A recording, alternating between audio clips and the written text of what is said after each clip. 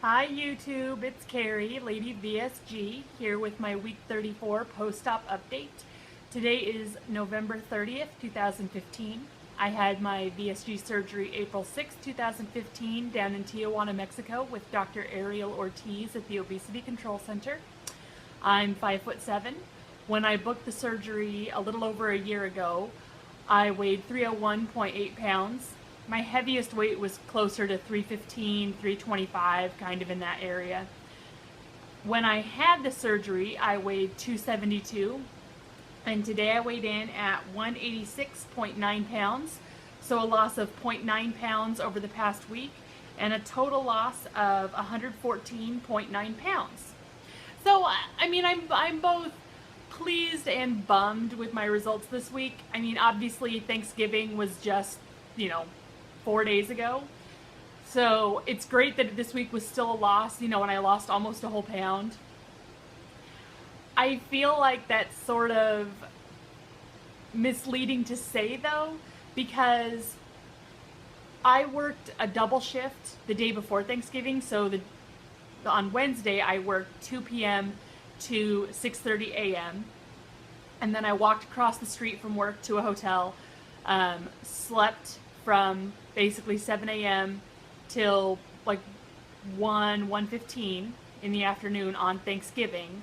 And then I went back to work, and I had to work from 2 p.m. to 10:30 p.m. Thanksgiving Day. And then I felt so disgusting, and I didn't feel safe to drive because I live, without traffic, it takes me probably 30-35 minutes to get home from work. If there is the regular traffic, it probably takes 45 minutes. And I didn't feel safe driving after, working that particular stretch. So then I went back to the hotel, slept, got up at like 6 a.m., because I basically went straight to bed. I was asleep by 11 and woke up at 6, packed up my stuff, checked out of the hotel, and went home. My parents were actually staying at my house. And then we just started doing kind of family stuff. And Saturday was my birthday and that sort of thing. So it feels like cheating to say that, hey, I still lost a pound even though it was Thanksgiving, because I did not celebrate Thanksgiving this year. Which is sad for me because personally, Thanksgiving food is basically my favorite food. I love turkey. I love mashed potatoes. I love stuffing. And for the most part, I'm not all that, I love stuffing or dressing, whatever it is, the sort of savory bread stuff that goes along. Because to me, I call it all stuffing, whether or not it was actually stuffed in a bird. I don't care. It's delicious and I love it. Whether it's stovetop or homemade, if it is stuffing, I will probably love it, and I will shove it, in the words of my sister that we stole from Merida in Brave, I just want to shove it in my gob, right? It's one of my favorite foods of all time. So I'm sad I didn't get any this year. I'm also sad that I didn't get any, and I didn't lose big this week, which, probably because Saturday was my birthday. So the whole family went to high tea for my birthday because it's a fun thing that I like to do. I split a tea service with my dad, so because you get a couple of little sandwiches and a scone and some other savory items. There was a little smoked salmon puff pastry and a deviled egg, and I can't remember what the other savory thing is. And then there's a bunch of desserts up on top. And so, Siri's talking to me. So we split it all, and that was perfect. And even by the time we got to the desserts, I was getting a little bit where it was I'm feeling I feel full and I shouldn't eat more, but I wanted to try everything. I mean, and we were there for long enough that it was definitely, I wasn't using my sleeve as the tool that it's meant to be. I felt full, and so I waited until I felt like I could eat more, and then I would have half of the little teeny tiny cupcake. So definitely not in that instance, not using my sleeve as the tool that it is meant to be. But also, my excuse for that is it was my birthday, it was this thing I really wanted to do, blah blah blah. Like there's always going to be an excuse to not use my sleeve appropriately, and I'm just hoping that I don't fall into the habit of doing that regularly, because I allowed myself to do that for my birthday. And then, so today's Monday. Yesterday, my sister and I did a 5K. It was called the Hot Buttered Run. So for all the participants who are 21 and over, after you finish the 5K, which it was cold. It was like mid 30s, I maybe got up into the 40s. When I woke up yesterday morning, it was 32 degrees. So, I mean, it was cold. Once we got moving, it was fine. And then after the race was over, everybody who was 21 and over, on your number, you had a little ticket that you could exchange for an actual hot buttered rum, and then another one for a beer.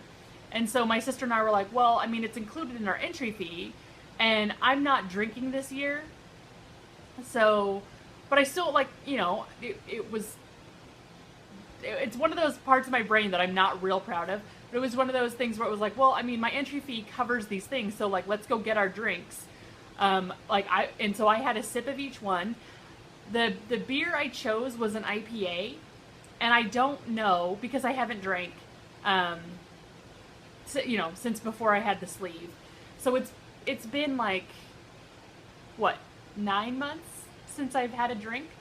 So I don't know. I thought I liked IPAs. I can't tell if, because I only had a sip, if I just don't like that IPA, or I'm wondering if I just don't like IPAs anymore. So anyway, the IPA, not that great. The hot buttered rum, like, I had a sip of that and I was like, this is good. Like, it was strong, and I had a sip and it was fine. I didn't feel woozy or anything. My sister, had a couple sips of each of hers, and she had driven us, and I was like, well, I can drive us back. That's not a big deal. But she didn't want to finish her drinks either, so we got our free drinks, and then I threw both mine, basically all of them, in the garbage, because I wasn't going to drink it. She drank, probably half. Like, she drank some of her beer, she drank a little bit of my beer, she drank a little bit of her hot toddy, or not hot toddy, hot buttered rum. But yeah, I mean, it was a lot of fun. I finished the 5K in 45 minutes, which is the fastest I've ever done a 5K. I mean, because I actually alternated walking and jogging this time. My previous record for a 5K, I think, was like an hour and 5 minutes. So, I mean, I shaved at least 15 minutes off of my 5K time, which is awesome. My birthday present for my sister, she made me this running outfit. So it's got this, like, cute little hood. And it's got thumb holes, which I really like. At first when she asked if I wanted thumb holes in a shirt, I was like, I don't know, I've never had them before. But it turns out I really like these. They're sort of like built-in mittens. And then she made me running pants that match, so they're purple, and they've got the My Little Pony sugar skull pattern. They've got, like, it's a racing stripe down the side. So that was my birthday present from her. And then we wore them. She made herself ones that are, her stuff is all Monsters University, and then the main body of her outfit, I think, was pink, or maybe it was yellow. I can't remember. Anyway,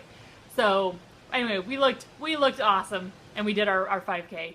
So I got back onto doing Couch to 5K this morning, and I was able to pick up where I had left off, because it's been at least over a month since I've done any Couch to 5K stuff. So I was excited about that. Like, I was able to successfully pick up where I'd left off. I didn't feel like I was struggling or anything like that. Like, which is both good and bad.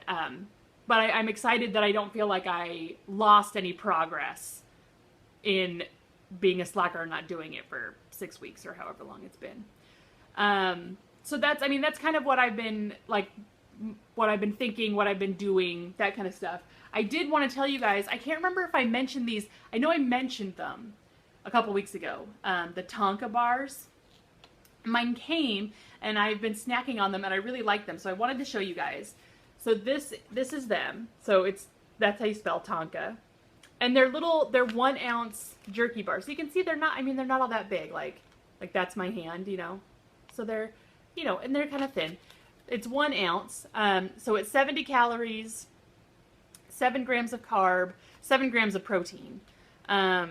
They are gluten-free. These ones, there's a couple different varieties. I guess they also make like the big long, like more pepperoni stick style, and those ones have rice in them as well. This one is just buffalo meat and cranberries. Ooh.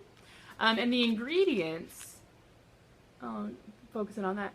But I like these because the ingredients, they're all, you know, it's all sort of natural foods and stuff. You know, buffalo dried cranberries, sea salt, encapsulated lactic acid, which, you know, there's got to be a preservative in there somewhere, but at least this one's not, you know, like super chemically named.